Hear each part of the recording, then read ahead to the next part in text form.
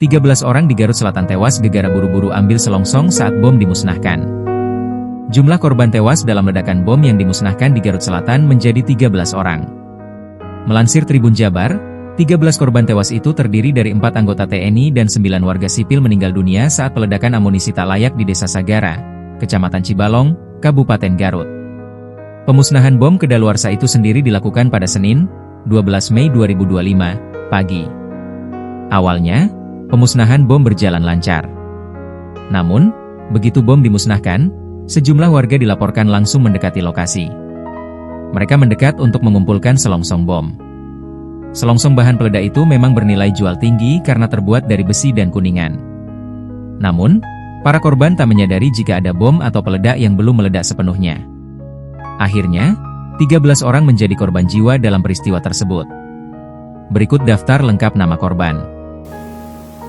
Adapun data yang meninggal dunia adalah 4 orang dari anggota TNI Angkatan Darat, yaitu Kepala Gudang Pusat Munisi 3 Pusat Peralatan TNI Angkatan Darat, Kolonel Korps Peralatan Antonius Hermawan, Kepala Seksi Administrasi Pergudangan, Gudang Pusat Munisi 3 Pusat Peralatan Angkatan Darat, Mayor Korps Peralatan Anda Rohanda, dan 2 orang anggota Gudang Pusat Munisi 3 Pusat Peralatan TNI Angkatan Darat, yaitu Kopda Eri Priambodo dan Pratu Aprio Seriawan.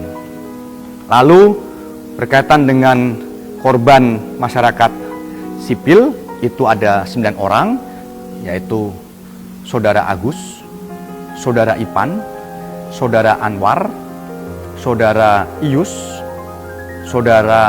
Rizal, Saudara Toto, Saudara Rustiawan, Saudara Endang.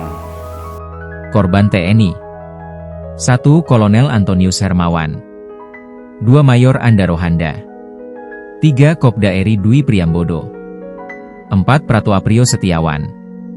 Korban sipil 1. Ius Ibing 2. Rus Setiawan 3. Ius, Cimerak 4. A. Toto 5. Endang 6. Ipan 7. Anwar 8. Agus Jebrag 9. Dadang, Karang Taruna.